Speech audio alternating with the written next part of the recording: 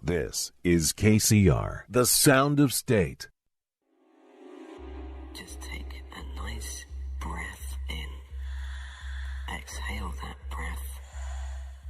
Just allow yourself now to relax more and more. Because from this moment in time, there's nothing of importance for you to do except relax. Relax. Hello, humans. Welcome to Scarlett Show, Season 4, Episode 10. I'm your host, Scarlett Santa Maria, providing a space for self-expression for electronic music artists here in San Diego. I was only able to go out last weekend. Yay, I wasn't working the whole weekend finally. I went to go see the Dark Prince of Techno, Gesche Fallstein, for the very first time. As a lover of everything dark, I was all about the visual aspects of the show. He was playing behind like a black background and he used mostly white and red lights, my favorite colors, and he was wearing a shiny black chrome outfit and a mask that covered his whole head. It was actually molded out of his real face and hair. It looked pretty crazy, right? And the suit was made out of an array of materials, including velvets, metals, leathers, and sequins. He looked like a dark robot from the future, and I loved it. And of course, the music filled my soul. The only downside is that it ended a little early, like 20 minutes early, which was kind of a bummer. But it was still worth it, and especially for being my first time. And actually, does anyone know how to say Gesche Fallstein? Is it? I don't know. I've heard many other ways, but I've always called it Gesaffelstein, but I'm not sure how to pronounce it. All right. Well, I guess it'll be a mystery because he doesn't even do interviews, so we don't really know how it's pronounced. It's like Gesaffelstein. I can't even say it now. You say it however your heart feels like. But anyways, now it's time to introduce my guest tonight. You're hearing her voice in the background. Her name is Speaker Honey. Welcome to the show. Yo, what's up, San Diego and the internet and anyone watching from anywhere else? Anywhere. Yeah. How are you doing tonight? How was your weekend? My weekend was really awesome. I just kind of worked on music, stayed in. We just moved into a new apartment, so I got my studio set up and dialed in, so that was really cool. And yeah, I've just been having a really good time working on music here. That's fun. I really appreciate you being here. Every time that I have a girl or like a woman on the show, I just feel so happy to have that space because I saw you play at the Afternoon Umbrella Friends. That was my very first time seeing you there. Awesome. And I just knew I had to have you in the studio because you had such like a good energy and you actually throw down. So I appreciate it. Thank you. So I want to know, what genres do you enjoy playing the most? So typically when I DJ, I stick around techno and tech house. I really like experimental electronic music in general. You described you like dark sounds. I like dark sounds too. I like my sound is not really moody. It's just more like based around synthesizers and cool percussions. And I always love a techno drop. So yeah, we all like the drop. And was there a defining moment in your life that made you realize that you wanted to become a DJ? Well, it's always been in the back of my head. I have done music my whole life. I started when I was around 5 playing piano. My mom teaches music. So growing up, I always had a music room like with guitars and drums, pianos around and stuff. And I got into electronic music 15, 16. I started working in Logic because my keyboard could connect to my computer. So I was producing in my computer for a long time. And then 3 years ago, when I moved back to Vegas after college, I started to mess around on the DJ decks and realized that I was absolutely addicted and that I totally wanted to do this for the rest of my life. So you're like, and that was the moment when you realized. I was like, no, I can actually be a DJ and I'm going to do it. So that's beautiful. Is there an instrument that you enjoy playing the most? Synthesizer. Yeah. Synthesizer. I really enjoy like jamming out on synthesizers. That's probably my favorite. Yeah. That's and then awesome. piano. And piano. Yeah. I've been wanting to learn, but I kind of just haven't done it because I need someone to tell me what to do. Because sometimes when you do it online, I'm kind of like, Yeah, it takes like more personal one-on-one sometimes to just see all the cool effects that can happen. Yeah. And also just experimenting. You just get one and start messing around with cool sounds and see what you like. Well, now I have an excuse to go over it so you can teach me how to play piano. Yeah. Okay, so I want to know how is it possible to create a relationship with the crowd when you're DJing and you're behind the decks? Like, how can you describe that?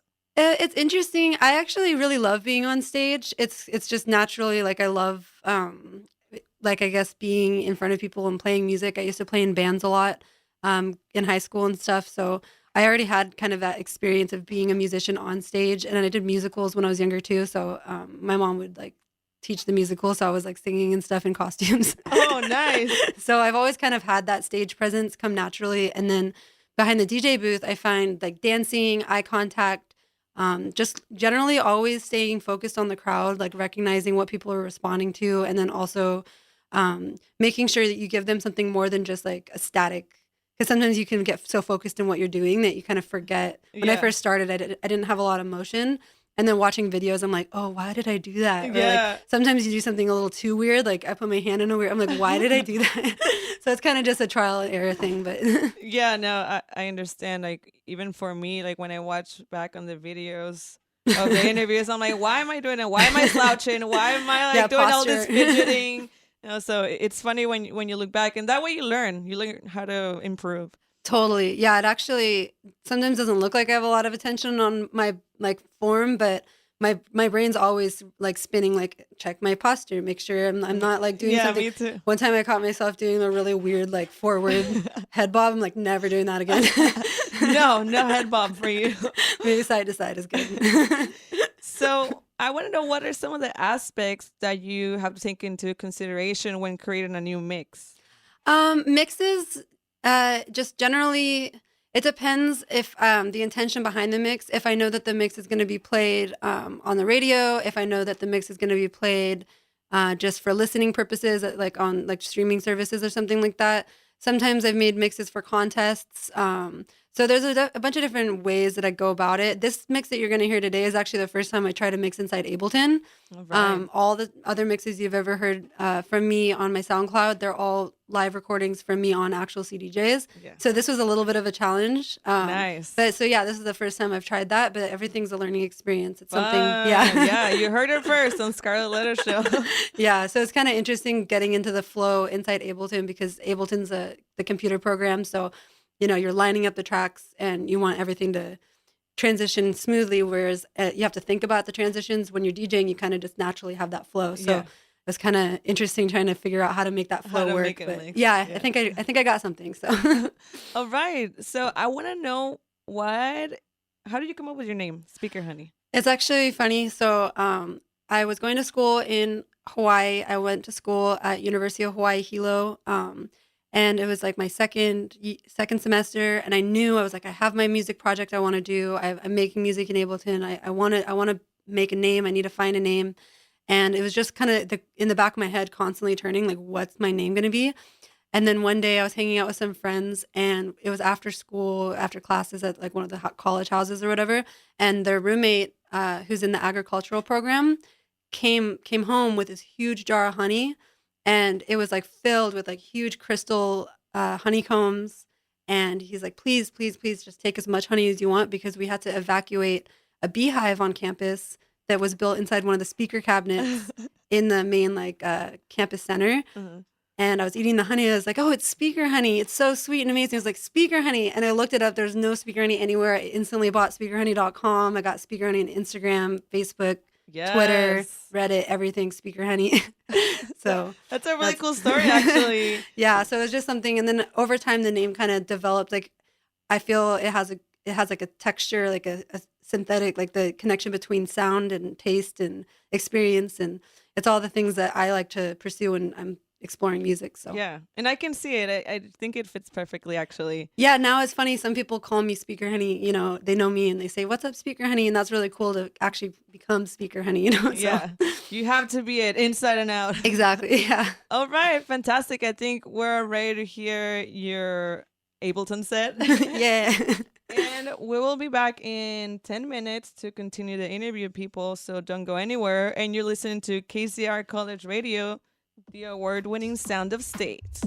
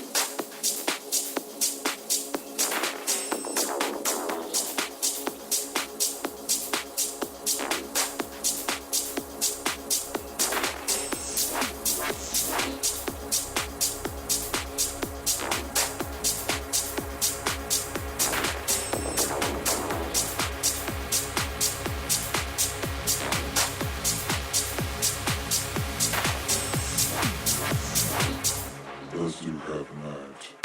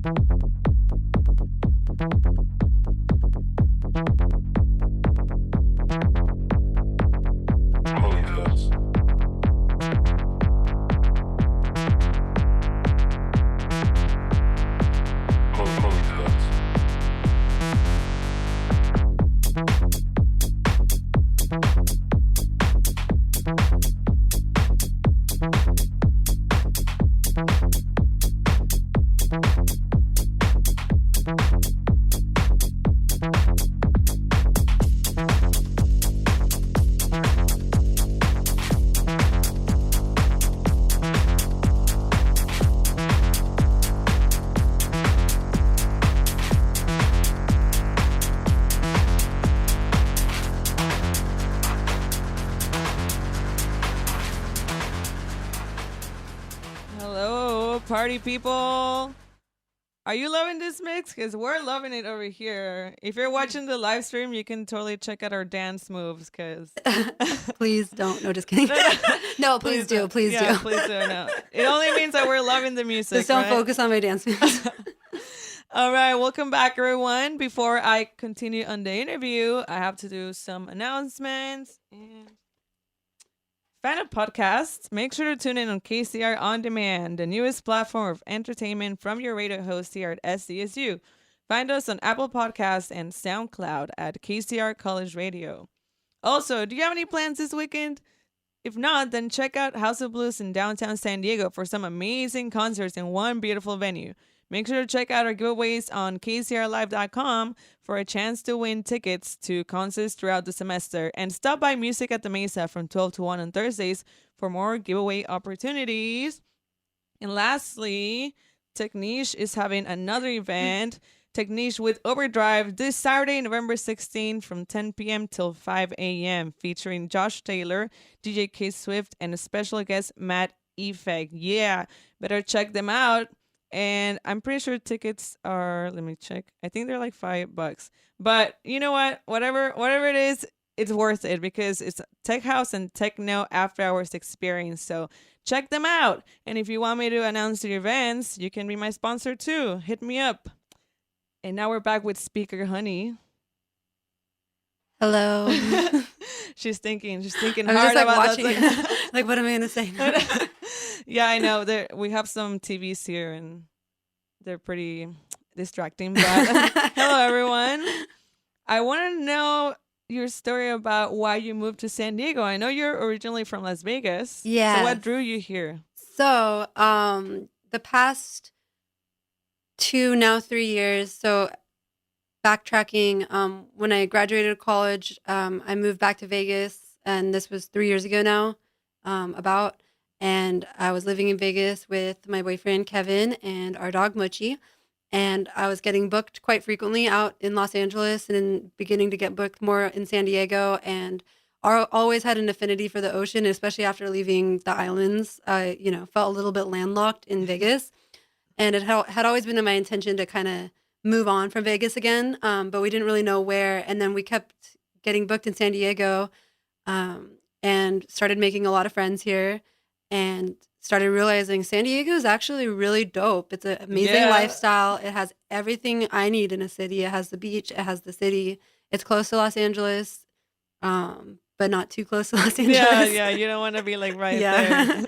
So it was kind of those factors, just not having to drive. I mean, there was some weeks where I was literally driving back and forth, either to Orange County or Los Angeles and back to Vegas and then back to Orange County. Oh my God. And it was That's a 4 hours each way. So now if I get booked in LA or OC, it's only an hour or two. So it's really cutting down my drive time, and that's really awesome. So yeah, that's pretty gnarly. And I mean, Vegas is one of those places where people go and have fun, and it's like a paradise for adults. But why is it that you didn't like to stay there? yeah, like Vegas is just not my flavor of city. The people are awesome, and the events are awesome. The entertainment's awesome.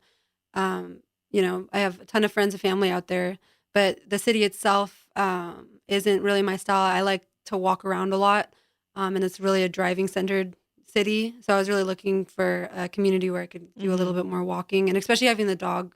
She's a small Shih Tzu, and she's extremely cute. Her name's Mochi. One more time. Hey, Mochi. Shout out to Mochi. But it's too hot there for her in the summer. So. Yeah, it's extremely hot. I remember one of the times that I went to EDC, I don't know, it was like 3 years ago, and it was like 110. And I couldn't stand being outside. It hurt my head. Yeah, it gets even at nighttime. You walk out, it's still really, really hot. So yeah. But the city for nightlife is awesome. I was on a nocturnal schedule for sure. I was like waking up at 5 p.m. and like going to bed like 9 a.m., 10 a.m. like regularly. That's the lifestyle. Now we go to sleep at 4 a.m. or 5, and then we wake up at 1 or 2. Yeah. Instead of 9 shifted a a.m. little Yeah, bit. just a little bit. All right. So out of all the places that you've played, I know you played here in San Diego, LA, San Francisco, Miami. Where's your favorite place to play at?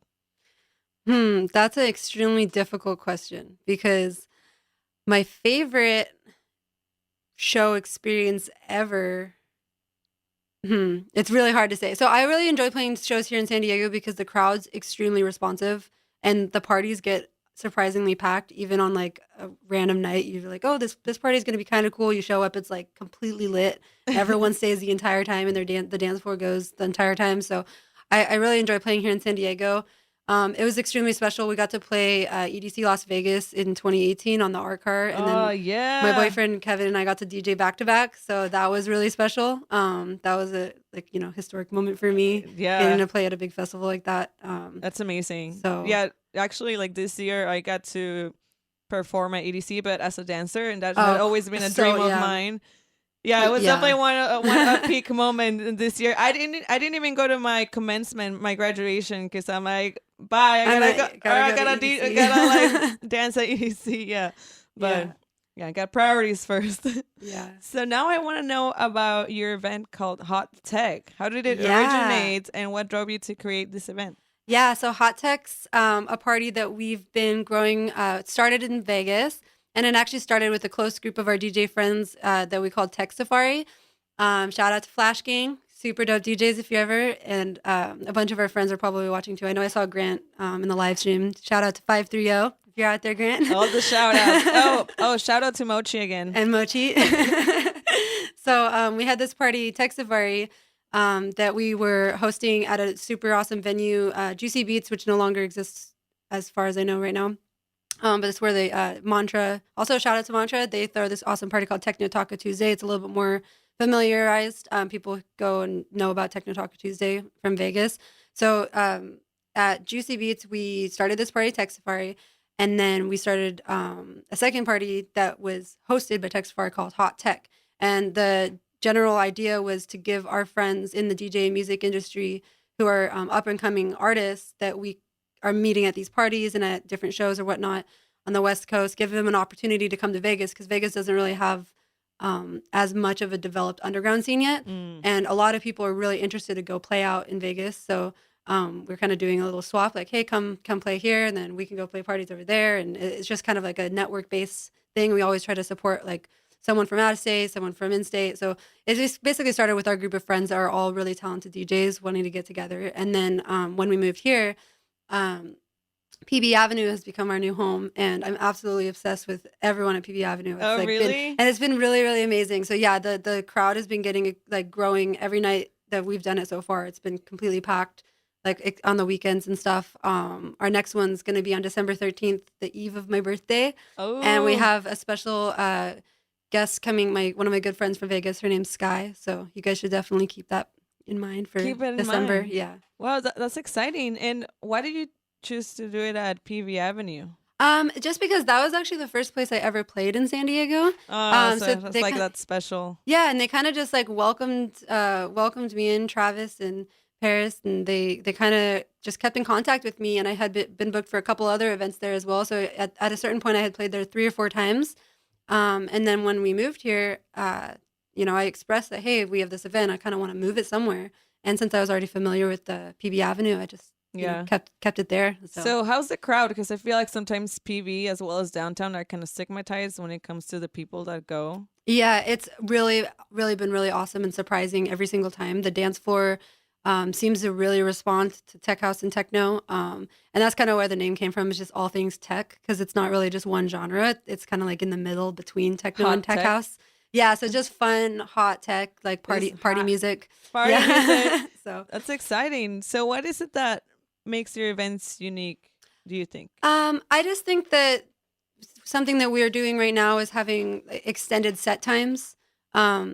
Typically, the last couple hot techs we've either done like Kevin and Roswell going back to back all night long or having one special guest only. That's something I try to keep it minimum number of guests, like pretty much just one person and then us now to give the artists like a lot more time to really expand on I like that. their set Yeah. and having not really total like firm set times either. Like if the DJ wants to keep going, if they have a track they want to jump back on, kind of having a more fluid sense of the event. That's something that makes it somewhat unique. I mean, there's probably other parties doing that, but it's something that's special. Not too many. To be honest, every event that I go to, even if it's like a 4-hour event, there's always one DJ after there, or like Yeah. one every hour. So it's nice to give the DJ more space. Yeah, well, that's how a lot of the parties that I've been seeing. I haven't attended too many of them yet in Europe, but a lot of the European parties seem like open to close sets from these DJs, and that's an experience that I kind of want to bring in Bring in. give people an opportunity to have an open to close set. Have you been to Europe? Yeah, actually, I've been to Europe a bunch of times. My most recent trip was last year for Amsterdam dance event, ADE. Oh my God, I yeah, want to check it it was out. so amazing. I went to Amsterdam Yeah. this summer, but I want to go to ADE. Yeah, it's pretty much one of the coolest music festival and conferences I've ever been to in my entire life. And Well, now I have an excuse to go back. yeah, Amsterdam's one of my favorite cities on the planet. Amsterdam anyway, is my favorite place. so it turns ever. into a techno Yes. house underground like playground, and there's conferences and dance floors going the entire time. It's like a 24-hour thing. So yeah, it's for like 4 days, I think 5 days. Yeah. Oh my God, that's so exciting. Yeah, I Yes. didn't get to. We were only there for like 2 days because it was like a trip where we went to different places for Mhm. 17 days. So those 2 days felt so short. I feel that I wanted to do a lot more and explore more, but yeah, I'm gonna have to go back. Yeah, we're definitely going to be doing ADE 2020, so maybe see some of you guys out there. Okay, maybe we're all going. I know some of my friends are saying, "Hey, who wants to do ADE 2020?" I'm like, Yeah, because I really missed it this year. I felt like normally I don't have like a fear of missing out, but this year when I was looking at, I literally couldn't watch stories for about a week. I was like, I don't want to look at Amsterdam right now, but then I have to see it. Okay, wow, I gotta plan that out then. All right, so I think I want to shift my focus on your experience on taking space as a female artist in the male-dominated industry. So, do you think it's more difficult for a woman to make it in this industry due to external factors, or do you think it's all in our minds?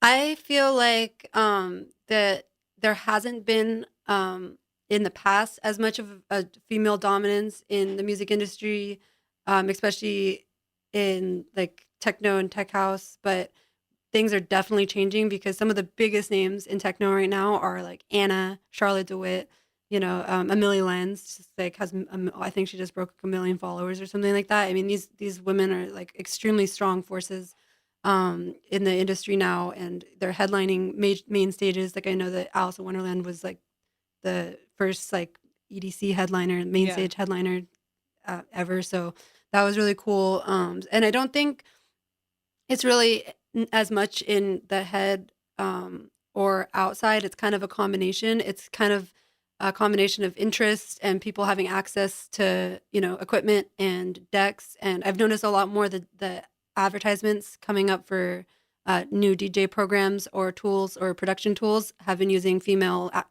Oh, nice. models. I've been noticing that a lot more frequently too. So I think that the sands are changing, and a lot of record labels seem to be looking for female artists too. It's like people are really excited to help support females also, and like it's not really about being a girl or a guy; it's about the music ultimately. But I've just noticed there is an attraction to the fact that hey, you're a female artist, and I never really thought about it. I was just trying to do music, Yeah. and it has been coming up quite frequently where I, have someone like a fan at a show come up and say, thank you so much for, giving us that female presence on stage. And like, it really warms my heart. It's like something that I didn't really intentionally think about, but now that I'm, stepping into it, I'm really honored to hold that space for people. No, it really means a lot because especially it's a really small community to begin with, or people that like electronic music. It's kind of rare if you think about it. So it's so important to have someone to look up to, someone that can inspire you. Totally, yeah. You understand? Like for me, Rez, like she's been Oh, such an inspiration for me. super huge Res head for sure. Yeah. I heard you play like a snippet of Res Oh right before it yeah, started. yeah. That's my girl right there. And it's so Shout out to Rez. Shout out, yeah. If you ever look at the show, sorry for using your song. I just love you so much. Maybe one day. Yeah, maybe one day I'll get to interview her. But yeah, it's so crucial. And even in my whole show, I feel like I've only had like 10 women because all of them are males. It's all boys. It's a boys club. And you know what I've noticed is that sometimes the event circles can also be kind of like a boys club. So it's really fun to like step in. That's why throwing the party, like, and trying to keep up with it is been really rewarding because, you know, just having like a female sense into like the atmosphere and the way that the party's going to run and stuff. So it's really cool. Like a lot of times, you know, most of the people I think I work with right now are guys, honestly. I mean, there are a few key like girl DJs, like I mentioned, my friend Sky, shout out to Sky. Shout out. And my friend Color, Gina, shout out to Color. So that's great. And you know, you are beautiful and you have a Thank great you. sense of style and you're an amazing DJ. But sometimes with female artists, it's hard for people to, you know, combine like the beauty with the brains, and maybe they can be a little bit they can criticize you or not take you seriously. Have you ever dealt with sexist comments about your mixing skills or looks? No, and you know, I don't really play the sexy card too much, even on my like I like funk, like trippy, funky styles. I see your style. And I love it. Yeah, I really like pop, like kind of be like stepping into like a cartoon character with my style and stuff. But I don't really emphasize too much like sexual photographs. You're just comfortable with how. Yeah. But it is something I do think about. Like I mean, I do have some photos sometimes where I'm like, damn, I look really hot in this photo, but I choose not to post it because I'm like, I don't want that attention. And I know, if, you know, it's just something you're gonna get. Like, like there's kind of no way around it. Yeah. So it's just something that I do actually think about, not trying to, you know, pull that whole like just trying to be sexy on stage thing, which some DJs do, and it's beautiful and it's awesome, okay, and that's their thing, you know. But that's definitely not my thing right now. I'm trying to be Speaker Honey, its own like universe. So universe, yes, I love it. And besides that, there's also a lot of women on women hate. I think sometimes we end up hurting each other the most. Yeah, women. Totally. Do you think you've been supported by other females in the industry? I have been supported most of the time. The funny times that I've noticed a little bit of like rivalry when it comes to like after parties, and you know, being in a place where I don't know everyone there, they don't know me, and I want to jump on the decks, and there's other girls DJing also. That's funny. That's like the one time that I felt that controversy is when you know, people are trying to like get on the decks, and there's another girl trying to get on the decks, and then it's like they see you being the girl DJ and they're like, I'm the girl DJ. That's the only one time that I think I've noticed it. Other than that, it's always been support. But I feel like I've had really good fortune with that. In general, I feel the universe is just really supportive. So yeah, and generally here in San Diego, I haven't really had like bad experiences with people. No. Just like one time I had a sexist comment, but that was not someone that was part of like our circle. It was someone else. So. Sometimes it does happen too, where if it's like at an after party or someone's house where there's decks and there's obviously like 18 DJs in the room and most of them are guys, that could be actually sometimes a tricky thing. It's like getting time, you know, getting space on the deck. So that's why I really like, because they just want to take over everybody. But that's like a normal thing. It doesn't matter if you're a guy or a girl. Everyone wants to always play forever. So yeah, no, I agree. So what advice would you give women that are trying to get started in the DJing journey? I would say don't be afraid to just buy a controller. Get, you know, you can start with like a DDJ or get some XDJs. You could get something smaller, but in general, getting just a controller and starting to mess around with it is probably the number one best way, because you're going to find that groove that fits you, and you won't really know what you like to play until you start messing around with it. And sometimes not having your own decks, it makes you not, it's like you're hesitant to take risks, and you're hesitant to spend a lot of time or too much time on it, or not enough time on it because it's not yours. So I feel like just taking the step and actually purchasing decks is probably the best thing you could do to really start developing your skills. Oh, Yeah. that's pretty good. And how about like maybe like standing your ground and just being like powerful and strong and not letting anyone tell you what to do? Yeah, just be confident and with your sound and with your style, even if you're playing a style that not everyone's playing, because even when I started, I didn't know that not very many girls in, especially like in Vegas and in general, were playing like underground techno and the style that I enjoy. I just really enjoyed playing it. And if I would have gone out and listened to what other people are playing, and I could have maybe overthought it and be like, oh no, this Yeah, isn't. maybe I should. I Maybe I should play shouldn't. this. Yeah, maybe I should go play something that's already being played. But just like standing your ground, and if you like something and you think it sounds cool, don't be afraid to play it, and don't be afraid to say like, no, this is cool too, and let me show you. Yeah, let me show you what's cool right now. I love it. Yeah, thanks so much for the input. I think it's so important for any girl or women or whoever's watching right now to get your perspective, especially like you being new to San Diego. Yeah, I feel very welcome. And Thank you. actually, that's actually the next question. It's like, what are your thoughts on San Diego's electronic music community? And you can start with some positives and maybe something that would need improvement. Well, I first of all think it's absolutely lit. It's amazing. There's events going on every single weekend. We have so many talented artists here, and there's so many different venues. That's something that I'm not used to because in Vegas we had, a couple key underground parties, um, and a couple key venues, but ultimately it's like a big club scene, like a big Yeah, like high money, Omnia, Hakkasan, high all energy, those. yeah, huge, way different level. And out here in San Diego, I'm just so shocked. I keep finding these new groups of people I've like never met. I'm like, there's a whole dance floor of people dancing to techno or tech house, and it's like a totally different group than I've even like explored before, a totally new venue I haven't heard of before. Shout out to what the Umbrella Friends are doing. I know you mentioned seeing my set there. It's like super awesome vibe, and Stay Bad always holds it down too. Yeah, they're So the homies for yeah, sure. totally. So I'm just like really blown away by the amount of events that are being thrown out here and the quality of the events. I know the Love Life parties are doing the boats and stuff, and yeah, it's just all in all been really inspiring and to see the whole city work together and kind of have this little cocoon for like it's like creating artists and Yeah. inspiring them and creating fans and creating new things. So No, it's pretty great. And there are always new brands coming up, new events. yeah, So, that's why I was a little like at first I didn't know if I was gonna bring hot tech here and just be like, oh, I'm someone from a new place and I'm bringing a party, but hot tech's not really like it's different than like a whole event organization. It's kind of just the party that we throw, but it's not. So I kind of felt like okay, I can bring hot tech, I can like throw an event, but it's different than like coming in someone else's territory. And yeah. I haven't felt anything like that. Everyone's just been really stoked. So Awesome. Yeah, we're always stoked for new events. Yeah. We just want something new all the time. We want to check things out.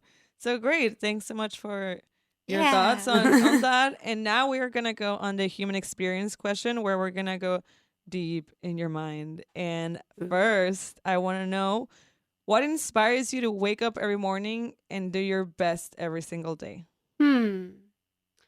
Well, right now it's waking up to the studio setup because our studio is set up in our room now, so it's kind of like a bedroom studio. But literally waking up and seeing the chair and the monitors and the speakers and that inspires me to be like, I can do it. I have it all set up. I know if I work hard enough and I spend enough time sitting here, I'm gonna figure something out.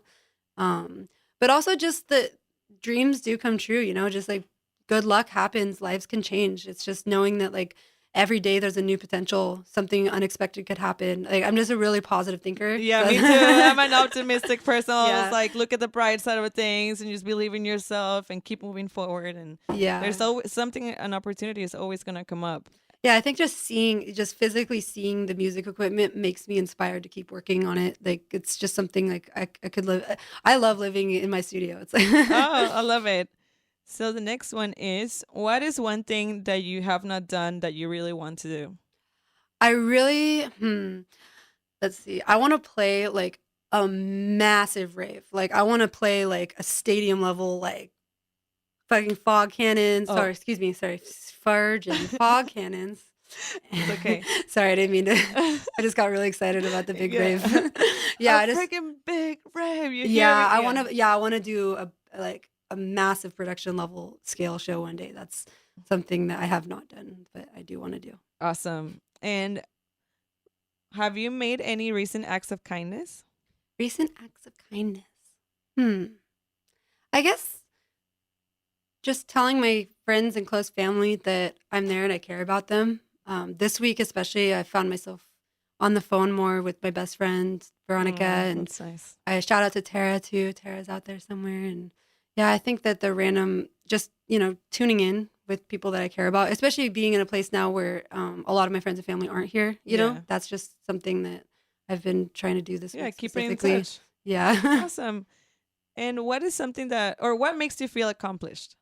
I feel accomplished when I finish a project, and it could start with even just cleaning a mirror or a window or something, or Same. picking up When I something. clean my room, I'm like, yeah, Yeah. I can continue with my day. Yeah, just focusing on little projects and little tasks or little things, like giving myself like a list. I actually am a list person. Like Me I wake up too. and I make a list of like what I'm going to do that day. Sometimes it's really simple. Sometimes there's a lot on it, but just getting through my lists and stuff, that's Yeah, no, me too. I have my note. I have like on my notes on my iPhone, and then I just write down and I delete them. It just feels good, so satisfying when I delete tasks. Oh, yeah, totally. Okay, so what is one mistake you will never do again?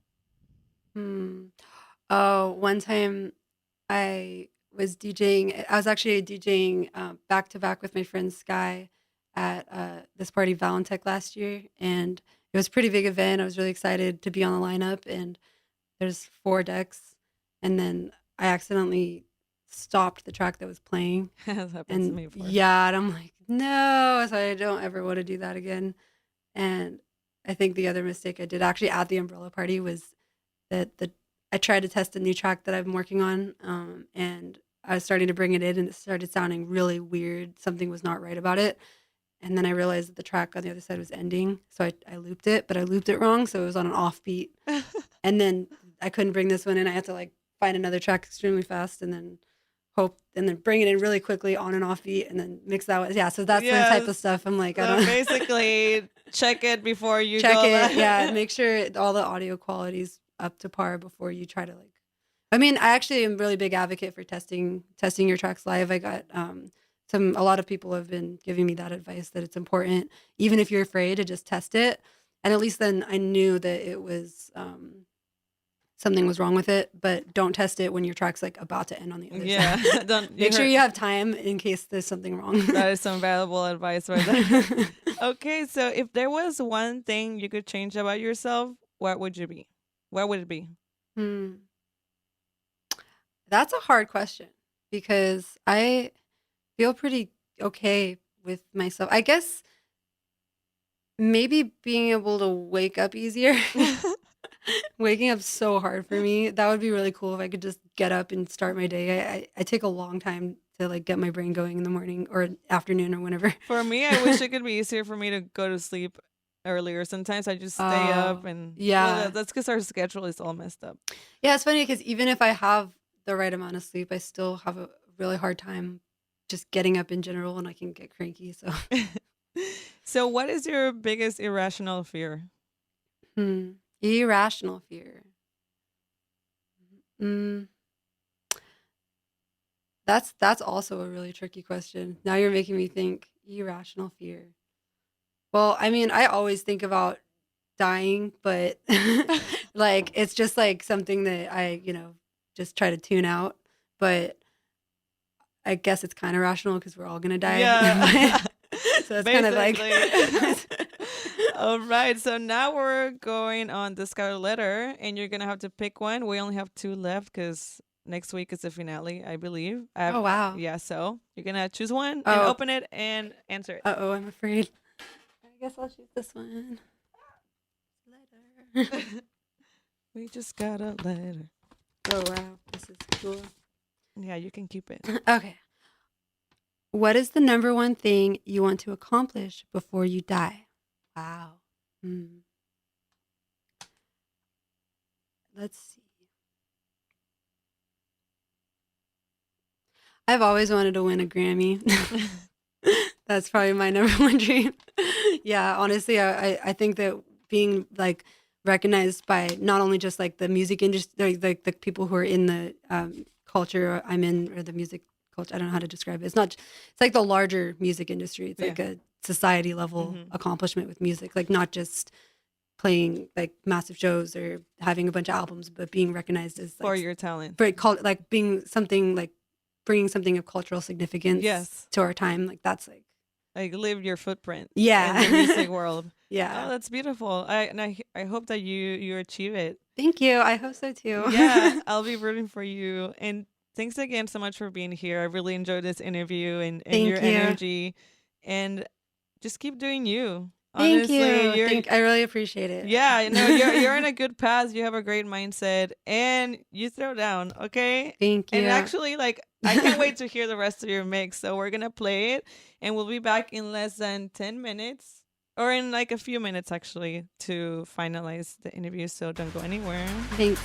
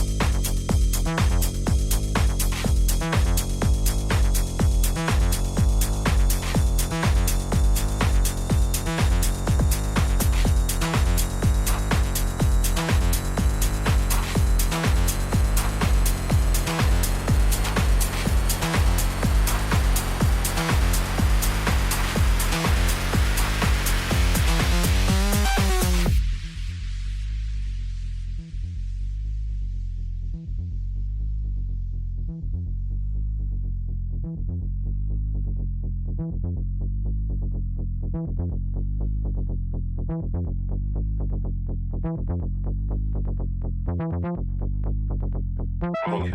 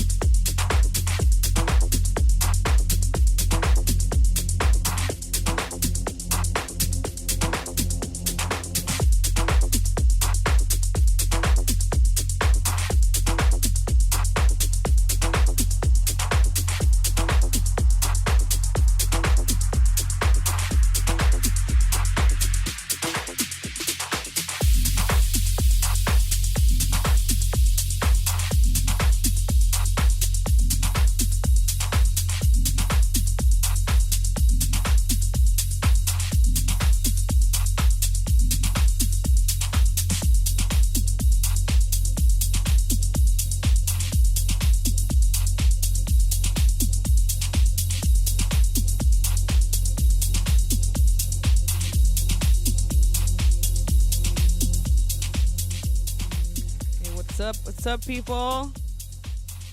I'm back with Speaker Honey, and I just have a few more questions. Do you have any upcoming events? The next event is Hot Tech, December 13th at PB Avenue. That's the next party. So I'm actually free right now to work on my productions. So Yeah. that's my main focus right now. So what does the future hold for Speaker Honey besides winning a Grammy?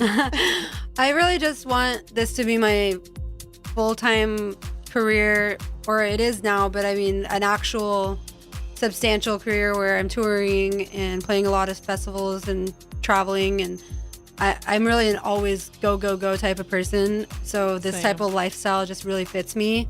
So I'm, my main goal is just to really build the Speaker Honey brand. I want to make some clothing. I want to do videos. I just wanted to have the whole package together, just keep it building and build the Speaker Honey hive or something. The hive, yeah, I love it. And any other last shout outs or anything that you want your fans to know? Just stay tuned. I have some really exciting things that are going to happen in December, but they're a surprise. I have a release coming out, and you're just going to have to stay up with my social media to find out more information about it. But I'm just going to give one slight clue. It is with Mousetrap. So I'm really stoked about it. Oh my God, yes. Yeah. So excited for everything that you're going to accomplish.